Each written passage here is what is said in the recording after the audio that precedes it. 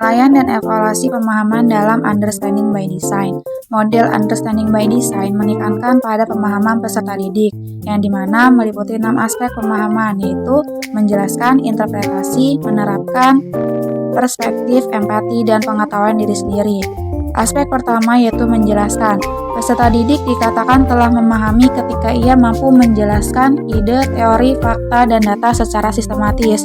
Kemudian, membuat hubungan dari beberapa ide atau konsep, dan juga dapat memberi contoh atau ilustrasi yang jelas. Nah, kemudian, peserta didik juga dapat menjelaskan melalui generalisasi atau prinsip. Kemudian, memberikan penjelasan yang benar dan sistematis mengenai fenomena, fakta, dan data, serta membuat hubungan dengan wawasan dan memberikan contoh atau ilustrasi yang jelas. Di sini, kemampuan menjelaskan ini terdiri dari 5 aspek, yaitu yang pertama akurat. Peserta didik dapat menjelaskan materi sesuai dengan definisi. Kemudian, koheren. Peserta didik mampu mengkaitkan dengan materi prasyarat. Selanjutnya, dibenarkan. Peserta didik mampu membuktikan pengetahuan yang dimiliki. Kemudian, sistematis. Peserta didik dapat menjelaskan sesuatu yang runtut. Dan yang terakhir, prediktif, yaitu peserta didik mampu memperkirakan suatu konsep dengan mengkaitkan konsep sebelumnya. Aspek yang kedua adalah interpretasi. Interpretasi adalah tafsiran, gaya belajar dari suatu konsep seperti dalam cerita yang bermakna, memberikan terjemahan yang tepat, memberikan sejarah atau dimensi untuk mengungkapkan ide-ide dan peristiwa, dan membuat objek pemahaman yang diakses melalui gambar, anekdot, analogi, dan modul. Kemampuan interpretasi terdiri dari 5 aspek, yakni bermakna, berbagi wawasan, signifikan, ilustri, dan membuat jelas. Indikator dari aspek bermakna, yakni peserta didik dapat menjelaskan hubungan antar bahan baru dengan bahan lama dengan lengkap dan terorganisir secara jelas. Aspek yang kedua, berbagi wawasan. Indikatornya yakni peserta didik mampu menggunakan lebih dari 2 sumber dalam menafsirkan permasalahan. Aspek ketiga, signifikan. Indikatornya adalah peserta didik mampu menuliskan hal-hal penting diketahui dan ditanyakan dengan menunjukkan kebenaran secara jelas. Yang keempat, ilustratif. Indikatornya adalah peserta didik dapat menerangkan gambaran masalah dengan terorganisir. Dan yang terakhir, aspek membuat jelas. Indikatornya yakni peserta didik dapat menafsirkan, tidak menimbulkan makna ganda, dan tidak berbelit-belit. Aspek selanjutnya yaitu aplikasi. Peserta didik dikatakan mampu memahami suatu masalah apabila mereka menggunakan pengetahuan, keterampilan, serta pemahaman mengenai sesuatu atau dalam situasi yang nyata. Nah, di sini maksudnya adalah apabila peserta didik ini mampu menerapkan dengan bukti efektif menggunakan dan menyesuaikan apa yang mereka ketahui dalam konteks yang beragam dan nyata. Nah, contohnya pada kelas 7 SMP terdapat materi mengenai teks prosedur. Nah, di sini ketika guru memberikan materi mengenai teks prosedur, kemudian mencontohkan nih prosedur cuci tangan yang baik. Nah, di situ peserta didik dapat mengaplikasikannya atau menerapkannya dalam kehidupan sehari-hari, bagaimana cara mencuci tangan yang baik. Nah, di sini pada aspek aplikasi ada 5 rubrik yang harus dicapai. Yang pertama itu ada efektif, tercapainya berbagai sasaran yang ditentukan tepat pada waktunya. Kemudian dengan menggunakan sumber-sumber tertentu yang sudah dialokasikan untuk menentukan kegiatan. Kemudian ada efisien, di mana memanfaatkan sumber daya yang ada dengan maksimal. Kemudian fasih, lancar dan baik dalam pelafalannya, hal yang berhubungan dengan kelancaran pembelajaran. Nah, maksudnya yaitu di sini peserta didik ini hafal cara tadi itu yang dicontohkan adalah cara mencuci tangan yang baik itu seperti apa. Kemudian adaptif, penyesuaian terhadap perkembangan kondisi, misalnya teknologi, pembelajaran, dan kurikulum. Kemudian rubrik selanjutnya itu anggun, peserta didik memperlihatkan kerapihan dan keindahan dalam mengikuti pembelajaran. Selanjutnya yaitu perspektif.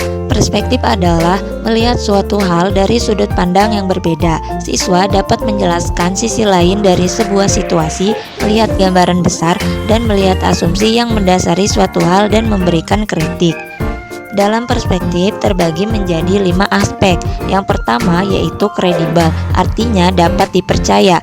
Kedua, mengungkap, yaitu kemampuan untuk menemukan informasi, ide atau gagasan dan mengemukakan pendapat sudut pandang yang dimilikinya secara langsung, jujur dan terbuka.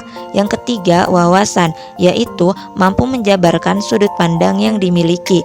Yang keempat, masuk akal, yaitu dapat diterima oleh akal, maka peserta didik dapat berpikir runut berdasarkan fakta-fakta objektif tertentu. Yang kelima, tidak biasa, yaitu peserta didik memiliki sudut pandang yang berbeda dari kebanyakan orang. Selanjutnya yaitu empati. Empati adalah menaruh diri di posisi orang lain, di mana kita merasakan emosi yang dialami oleh pihak lain dan atau memahami pikiran yang berbeda dengan dirinya. Adapun pada empati ini memiliki 5 aspek. Yang pertama yaitu aspek sensitif, di mana untuk aspek sensitif ini mempunyai arti cepat menerima rangsangan atau peka, yang mana peserta didik memiliki sifat sensitif. Mereka akan cepat peka terhadap sesuatu yang ada di lingkungannya dan kemudian akan cepat memilah mana yang baik dan mana pula yang tidak baik untuknya. Untuk selanjutnya yaitu sifat terbuka, di mana sifat terbuka ini merupakan perasaan seseorang yaitu toleransi dan hati-hati dalam berkomunikasi, yang dimana sifat terbuka ini merupakan sifat open mind atau pemikiran terbuka pada peserta didik, sehingga jika ada saran, kritik dan masukan dari orang lain dapat diterima dengan baik dan dapat mengubah sikap ataupun sesuatu yang kurang baik. Dan adapun untuk selanjutnya yaitu sifat reseptif. Sifat reseptif ini adalah yaitu kemampuan menerima dan memahami pesan, di mana peserta didik mau menerima pesan dan kritikan yang bersifat terbuka terhadap pendapat dan saran dari orang lain. Jadi, reseptif adalah sifat terbuka dan tanggap terhadap pendapat orang lain.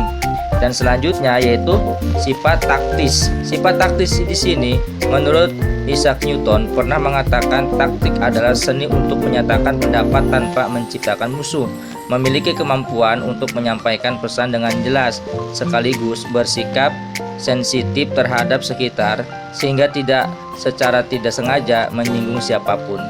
Aspek yang keenam atau aspek yang terakhir dari pemahaman UBD adalah pengetahuan diri. Pengetahuan diri adalah memahami diri sendiri yang menjadi kekuatan, area yang perlu dikembangkan serta proses berpikir dan emosi yang terjadi secara internal. Kemampuan pengetahuan diri ini kebijaksanaan peserta didik untuk mengetahui ketidaktahuannya dan bagaimana peserta didik menyusun gagasannya dan bertindak untuk menyelesaikannya. Adapun rubrik penilaiannya untuk pengetahuan diri, yang pertama ada aspek sadar diri. Peserta didik dapat menunjukkan perasaannya, memahami kelebihan dan kekurangan dirinya, serta berani dalam menyampaikan pendapatnya. Aspek yang kedua, untuk metakognitif, peserta didik dapat merumuskan tujuan praktikum, mampu memecahkan masalah, dan antusias dalam melakukan praktikum hukum dasar kimia. Pada aspek yang ketiga, yakni penyesuaian diri sendiri. Indikatornya, peserta didik dapat menjalankan peraturan laboratorium, bekerja sama dengan kelompok yang telah ditentukan oleh guru, dan dapat mengendalikan emosinya selama proses pembelajaran. Yang keempat, reflektif. Indikatornya, peserta didik mampu membuat analisis data, pembahasan, serta kesimpulan dengan benar pada laporan praktikum yang dibuatnya. Yang kelima, yaitu bijak. Peserta didik berhati-hati dalam menggunakan alat dan bahan laboratorium, berkomunikasi dengan baik dengan teman sekelompok